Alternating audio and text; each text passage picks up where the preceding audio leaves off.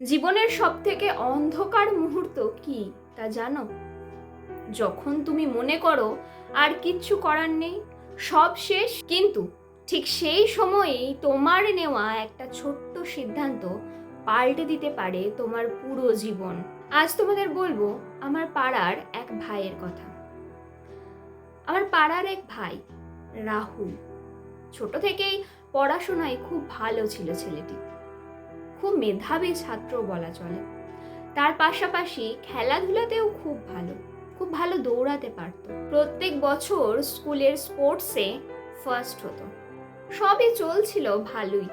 দেখতে দেখতে রাহুল গ্র্যাজুয়েশন পাশ করলো। পাশ করার পর তার জীবনটা বদলে যেতে থাকলো। বাস্তবের মাটিতে সে কঠিন মুহূর্তের সম্মুখীন হলো। রাহুলের বাবা ট্রেনে হকারি করতেন, এখন আর পারেন না। অনেক বয়স হয়েছে, তার সাথে শরীরে বাসা বেঁধেছে অনেক অসুখ। রাহুলের ওপর সমস্ত পরিবারের দায়িত্ব। বাবা মার বয়স হয়েছে, অসুস্থ বাবা মার ওষুধের খরচ, ছোট ভাই আছে, সবেমাত্র উচ্চ মাধ্যমিক দিয়েছে, পড়ার খরচ, এই পুরো সংসারের দায়িত্ব তার ওপর। সে তো কোনো কাজ করে না, তার তো কোনো উপার্জন নেই। ছেলেটা গ্র্যাজুয়েশন পাশ করার পরপরই অনেক চাকরির পরীক্ষা দিয়েছে, কিন্তু সে চান্স পায়নি। অনেক প্রাইভেট কোম্পানিতেও ইন্টারভিউ দিয়েছে, কিন্তু সবগুলোতেই রিজেক্ট। এত চাপের বোঝা মাথায় নিয়ে সে শুধু বেঁচে আছে। একদিন ছাদে বসে সে ভাবছে, হয়তো আমার দ্বারা কিছুই হবে না, হয়তো আমি কিছুই করতে পারবো না। কিভাবে সামলাবো এত বড় সংসার, এত দায়িত্ব তার মাথার ওপর, কিন্তু কোনো উপার্জন নেই। পরের দিন সকালে বাড়ির দাওয়ায় বসে আকাশের দিকে তাকিয়ে কিছু যেন ভাবছে। তখনই পাশের বাড়ির মণি কাকিমার ছেলে ছোটন ছুটতে ছুটতে এসে রাহুলের পাশে এসে বসে। রাহুলকে বলে, দাদা, কাল আমার স্কুলে স্পোর্টস আছে।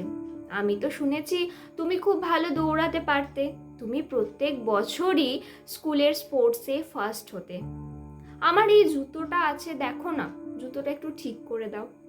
প্রথমে রাহুল রাজি হয় না, শেষমেশ ছোটনের পিড়াপিড়িতে জুতোটা নিয়েই নেয়। সারা রাত জেগে জুতোটা ঠিক করে। পরের দিন সকালে স্কুলের স্পোর্টসের শেষে ছোটন ছুটতে ছুটতে বাড়ি আসে। সবার আগে সে রাহুলের কাছে আসে। রাহুলের কাছে এসে সে তার জুতোর দিকে তাকায় আর হাসে এবং বলে, দাদা, আজ আমি জিতেছি তা শুধু তোমার জন্য। এটা শোনার পর রাহুল একটু অন্যমনস্ক হয়ে যায়, কি যেন চিন্তা করতে থাকে। রাহুল উপলব্ধি করলো সে ব্যর্থ নয়, বরং সে তার জীবনে সাফল্য পেতে ভুল পথে চেষ্টা করছিল। যে মানুষ অন্যকে এগিয়ে দিতে সাহায্য করে, তার নিজের পথও একদিন খুলে যায়। সেদিন থেকে রাহুলের মধ্যে এক অদম্য জেদ বাসা বাঁধল।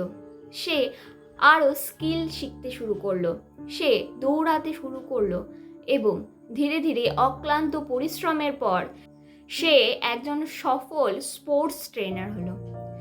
আজ তার আর কোনো অভাব নেই, কিন্তু আজও সে অক্লান্ত পরিশ্রম করে।